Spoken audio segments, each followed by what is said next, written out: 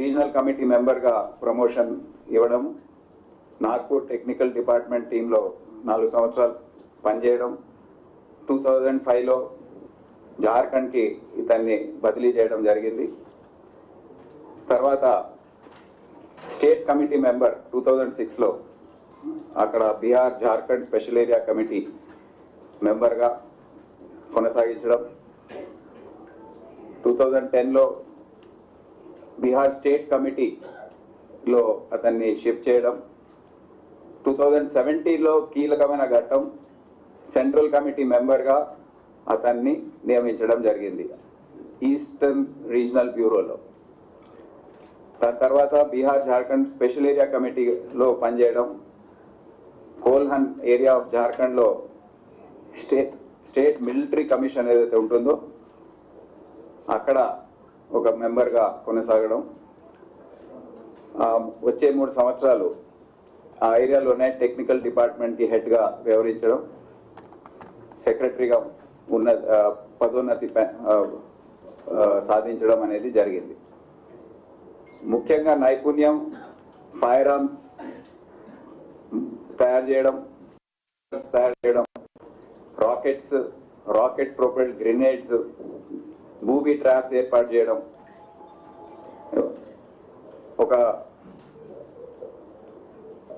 పథకం ప్రకారం land mines, claymore mines ఎక్కడ పెట్టాలి ఏంటి అనేది ప్లాన్ చేయడం, ప్లస్ వారికి మావోయిస్ట్ కార్డర్ ఏదైతే ఉంటుందో వారికి ఏ విధంగా వెపన్స్ తయారు చేయాలో, రిపేర్ చేసుకోవాలో, మెయింటైన్ చేసుకోవాలో, టెక్నికల్గా ఏ విధంగా హ్యాండిల్ చేసుకోవాలి, ఈ అన్నిట్లో వీరు సెంట్రల్ కమిటీలో ఉండి మొత్తం డిపార్ట్మెంట్ ఏదైతే ఉంటుందో దానికి ఇన్ఛార్జ్గా వివరించడం జరిగింది.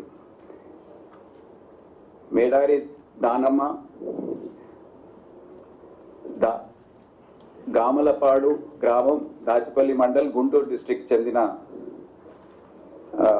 ఆమె 1st class to 7th class Dachepalli government school గుంటూరులో చదివింది. తర్వాత పస్నూరి నరహరిని 1986 సంవత్సరంలో కలిసి 88లో వివాహం చేసుకుంది. దాని తర్వాత బెంగళూరులో డెన్ కీపర్గా ఉన్న సమయంలో ఆయనతో అక్కడే నివసించి తర్వాత ఆయనతోనే ఈ జార్ఖండ్, సౌత్ బస్తర్ తర్వాత జార్ఖండ్కి బదిలీ కావడం, ఇద్దరు కలిసి కట్టుగా అక్కడ ఉండడం, అక్కడ కూడా ఆమెకు టెక్నికల్ డిపార్ట్మెంట్లో ఒక సభ్యురాలుగా పెట్టడం, మరి డిస్ట్రిక్ట్ కమిటీ మెంబర్గా ప్రమోషన్. దాని తర్వాత 2004లో ఆమెని అరెస్ట్ చేయడం జరిగింది నాగ్పూర్లో. నాగ్పూర్ సెంట్రల్ జైల్లో దాదాపు 7 సంవత్సరాల పాటు ఉంది. తర్వాత బెయిల్ పైన బయటకు వచ్చి మళ్ళీ పార్టీలో జాయిన్ అయ్యి యూజీ అయిపోయింది. తర్వాత డిస్ట్రిక్ట్ కమిటీ సెక్రటరీగా బీహార్ జార్ఖండ్ స్పెషల్ ఏరియా కమిటీలో పనిచేసి 2018లో స్టేట్ కమిటీ మెంబర్గా బీహార్ జార్ఖండ్ స్పెషల్ ఏరియా కమిటీలో ఆమెకు పదోన్నతి ఇవ్వడం జరిగింది. అయితే వచ్చే 8 సంవత్సరాలు ఆమె ఆర్గనైజేషనల్ అండ్ టెక్నికల్ రెస్పాన్సిబిలిటీస్ అన్ని కూడా జార్ఖండ్, బీహార్ ప్రాంతంలో హ్యాండిల్ చేయడం జరిగింది.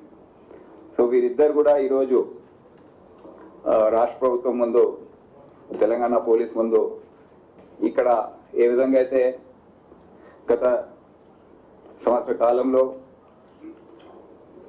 మనం చూస్తున్నాము, దాదాపు 822 మంది క్యాడర్స్ 2024 నుండి సరెండర్ అయ్యారు.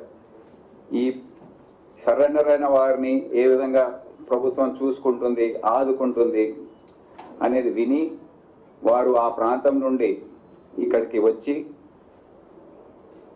పోలీస్ ముందు సరెండర్ కావడానికి వారు సిద్ధపడ్డారు. ఇదే కాకుండా ఇదే సమయంలో 334 వెపన్స్ కూడా ఈ సరెండర్ అయిన కార్డర్ తీసుకొచ్చారు వారితో. అది చాలా ముఖ్యమైన అంశం. ఇదే కాకుండా ఇప్పుడు ప్రస్తుతం మనము అంచనా వేసుకుంటే దేశంలో ఈ మొన్న జరిగిన జార్ఖండ్లో 15 సరెండర్స్ తర్వాత, ఈరోజు వీరిద్దరు సరెండర్స్ తర్వాత 47 మంది కేవలం మొత్తం దేశంలో మావోయిస్ట్ క్యాడర్ యూజీలో ఉన్నారు.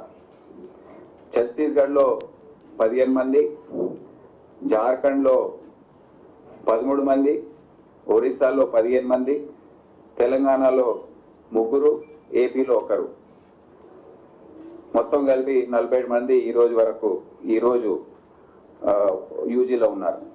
మన రాష్ట్రంలో యూజీ ఉన్నవారు ముప్పాల లక్ష్మణరావు, గణపతి, వారిని సరెండర్ కావాలని మన ముఖ్యమంత్రి గారు కూడా, కేంద్ర హోంశాఖ మంత్రి గారు కూడా అపీల్ చేశారు. వారు ఇంకా రాలేదు. నరహరి గారిని కూడా అడగడం జరిగింది.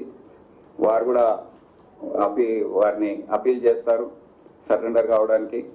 మేము కూడా మళ్ళీ పిలుపునిస్తున్నాం, మీరు ఎక్కడున్నా స్వచ్ఛందంగా వచ్చి లొంగిపోండి. మేము అన్ని విధాలుగా రాష్ట్ర ప్రభుత్వం తరఫున, పోలీస్ తరఫున అన్ని సౌకర్యాలు, మరి ఏదైతే సరెండర్ మరియు రిహాబిలిటేషన్ పాలసీ ఉందో దాని ప్రకారం అన్ని విధాలుగా మేము చూసుకుంటామని వారికి తెలియజేయడం జరుగుతుంది.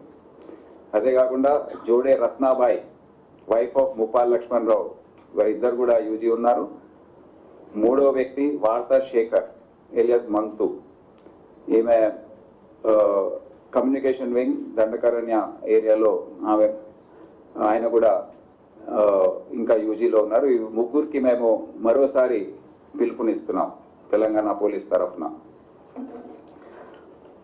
సెంట్రల్ కమిటీ మెంబర్స్లో కేవలం 2 ఇప్పుడు అజ్ఞాతంలో ఉన్నారు, ముప్పాల లక్ష్మణరావు మరియు మిస్సిర్ బేస్రా ఎలియాస్ సాగర్. వీరిద్దరు కూడా అపీల్ మేము మళ్ళీ ఈ వేదికపై నుండి చేస్తున్నాం. సో ఈ విధంగా మనము కొన్ని రోజుల క్రితం జగదల్పూర్లో యూనియన్ హోమ్ మినిస్టర్ గారి ఆధ్వర్యంలో ఒక సభ జరిగింది.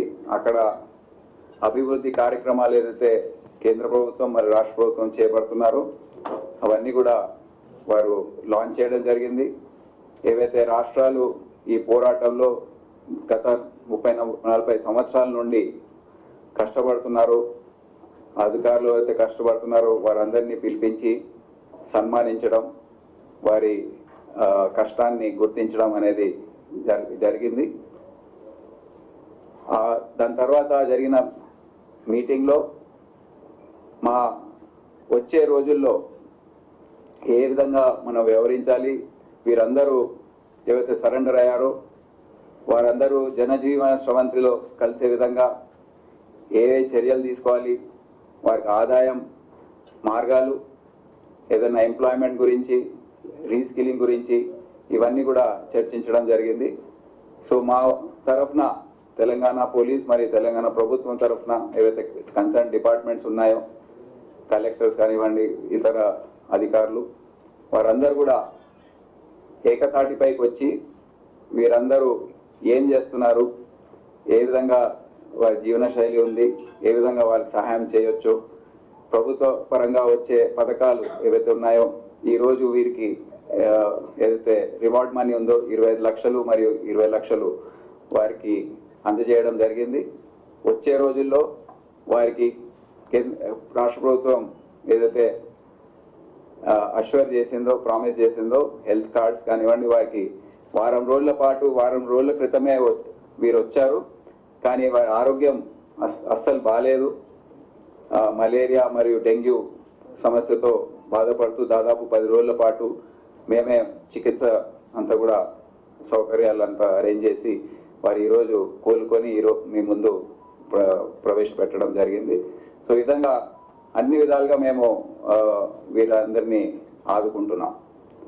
సో ఈ సందర్భంగా ఎవరైతే మిగిలిన్నారో మావోయిస్టులు, యూజీ క్యాడర్ ఉన్నారో, ఎవరైతే ఈ 822 మందిలో ఎవరైతే ఛత్తీస్గఢ్ వారు ఉన్నారో మేము వారికి రివార్డ్స్ ఇచ్చిన తర్వాత, ఎక్స్గ్రేషియా అమౌంట్ ఇచ్చిన తర్వాత వారిని మళ్ళీ వారికి అప్పచెప్పడం జరిగింది. కేవలం 5-6 ఉండే వారిని కూడా ఈ గత వారం రోజుల్లో ఛత్తీస్గఢ్ ప్రభుత్వానికి అప్పగించాము. ఎవరైతే మన ప్రాంతంలో ఉన్నారో నేను తొందరలో ఆ ప్రాంతాన్ని విజిట్ చేయబోతున్నాను. అక్కడ వ్యక్తిగతంగా వ్యక్తిగతంగా వారిని కలిసి అక్కడ ఏమీ అవసరం అనేది వీరిపైన మేము దృష్టి సారించి ఎస్ఐబి మానిటర్ చేస్తూ ఉంది. సో ఈ చర్యలన్నీ కూడా మేము తీసుకుంటామని మీకు తెలియజేస్తున్నాం. ఇప్పుడు మీకు ఎనీ డౌట్స్ ఆర్ సరే ఆపరేషన్ కవర్ ఒక నిమిషం ఐ థింక్ నరేర్ గారు మేము మాట్లాడుకుంటాం.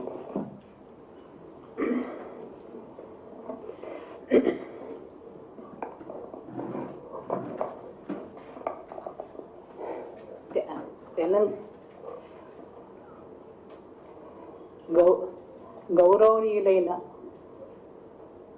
తెలంగాణ ముఖ్యమంత్రి రేవంత్ రెడ్డి గారికి మరియు డిఐజీ సివి ఆనంద్ గారికి మా హృదయపూర్వక కృతజ్ఞతతో పాటు నమస్కారాలు తెలియజేస్తున్నాం. దానితో పాటే ఏడీజీ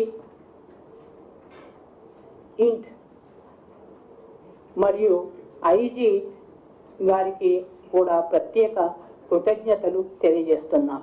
ఈ సందర్భంగా ప్రెస్ మిత్రులందరికీ మా హృదయపూర్వక వందనాలతో పాటు మేమందరము ఈ సందర్భంగా మెయిన్ స్ట్రీమ్లోకి వచ్చినందుకు మీరందరూ కూడా మాకు సహకరించాలనేది మా విజ్ఞప్తి చేస్తున్నాం. ఇది భారతదేశంలో పార్టీ నష్టాల కారణంగా డీకే, జార్ఖండ్, తెలంగాణ మిగతా ప్రాంతాలలో నష్టాలు చవి చూసినందున సాయుధ పోరాటం అనే ఏదైతే దారి ఉందో అది ప్రస్తుతము కష్టాలమయంగా కనిపిస్తున్నది. దాని కారణంగా తెలంగాణ సర్కారు కల్పించిన మెయిన్ స్ట్రీమ్లో భాగంగా అందులో ఉండే అనుకూలతల కారణంగా మేము మెయిన్ స్ట్రీమ్లో తెలంగాణ మెయిన్ స్ట్రీమ్లోకి కలవాలనేది మేము జార్ఖండ్లోని Misir Besra PB member CC member ఆధ్వర్యంలో వారి దగ్గర అనుమతిని ప్రాప్తించి వారి నుండి అనుమతిని పొంది మేము తెలంగాణ సర్కారు ముందు, తెలంగాణ పోలీసుల ముందు మేము మెయిన్ స్ట్రీమ్లో భాగంగా వెళ్తామనే విషయాన్ని తెలియజేశాము. వారు కూడా మాకు అనుమతించారు. మీరు మీ ఆలోచన ఎలాగున్నా మీరు వెళ్ళవచ్చు, దానికి ఎలాంటి అభ్యంతరము లేదు అనేది అక్కడి పీబీ మెంబరు మిశ్రీ బిస్రా తన అభిప్రాయాన్ని తెలియజేశారు. ఇది ప్రజలందరికీ మేము తెలియజేసేది ఏంటంటే ఈ సందర్భంగా ప్రజలందరికీ మా హృదయపూర్వక వందనాలతో పాటు